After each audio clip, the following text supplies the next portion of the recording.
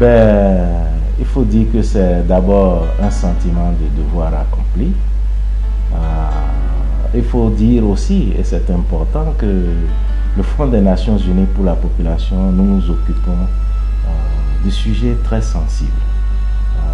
Que les femmes puissent accoucher sans perdre la vie, que la grossesse soit désirée, c'est-à-dire les questions d'accès à la planification familiale, qu'il n'y ait pas de violence faite aux femmes et que le potentiel des jeunes filles soit accompli. Vous voyez, tous ces sujets, c'est des sujets très sensibles qu'on ne peut pas réaliser seul.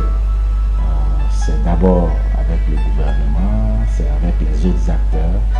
Et quand je regarde le chemin parcouru avec le gouvernement et les autres acteurs, je peux dire que nous avons fait bouger les lignes. Nous avons fait bouger les lignes quand il s'agit, par exemple, d'accès à la contraception.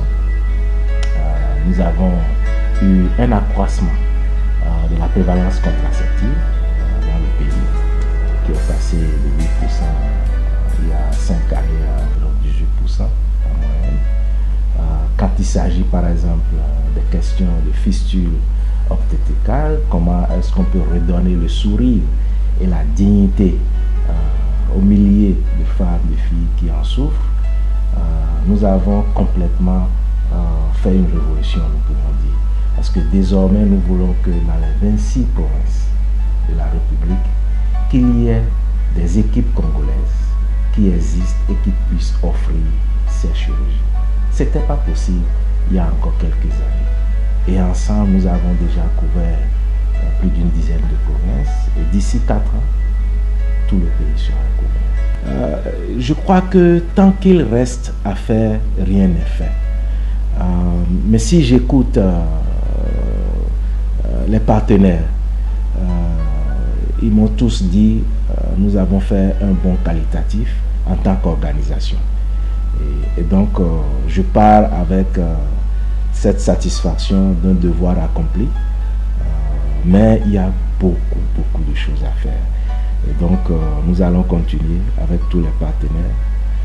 Je voudrais citer notre partenariat stratégique que nous avons eu avec la Fondation de la distinguée Première Dame, qui nous a permis non seulement de mieux connaître notre institution, mais aussi de réaliser des choses extraordinaires. Je parlais des fistules, par exemple. On a lancé un gala de levée de fonds avec elle, ce qui nous a permis de récolter suffisamment de fonds pour former des équipes chirurgicales dans les provinces.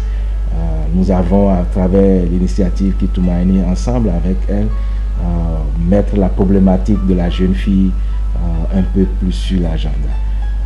En tout cas, différents types de partenariats, je ne mentionne même pas avec la société privée, la GECAMINE, Kibali Gold, qui nous ont permis à ces privés de mieux investir dans les questions de capital humain des jeunes filles. S'il y a une chose que je peux citer, c'est les centres de prise en charge multifonctionnels pour les viols. Vous savez, aujourd'hui, nous lançons les 16 jours d'activisme. Cela doit faire réfléchir tout le monde. Nous devons donner la voix à toute fille, à toute femme. Et nous devons les écouter et les entendre. Il y a beaucoup de nos sœurs, de nos filles qui sont violées. Et ce qui est important, c'est de leur apporter une prise en charge holistique. C'est d'abord aussi de prévenir, mais pour celles qui sont des survivantes, il faut leur apporter une prise en charge médicale, psychosociale, juridique.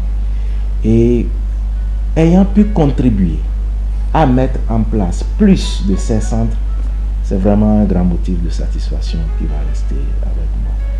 La première autonomisation pour une femme, c'est de pouvoir choisir d'utiliser son corps comme elle veut. Les grossesses non désirées, c'est en réalité une violation des droits de la femme.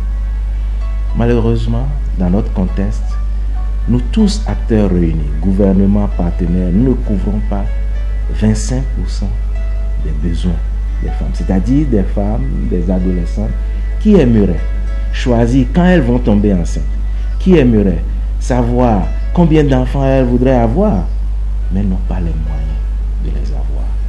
Ça reste comme quelque chose d'inachevé pour moi. Nous avons fait beaucoup de progrès. Nous avons même eu des gouvernements au niveau provincial qui ont contribué. Mais compte tenu de l'espace fiscal, nous n'avons pas encore eu une contribution du gouvernement pour acheter eux-mêmes ces contraceptifs et les mettre à la disposition. Je ne connais pas un diplomate qui soit en fin de mission et qui soit parti de la RDC sans un pincement au cœur. C'est vraiment l'accueil sincère, c'est vraiment la résilience. Nous avons tous des problèmes, je suis africain, nous avons tous des problèmes dans nos pays.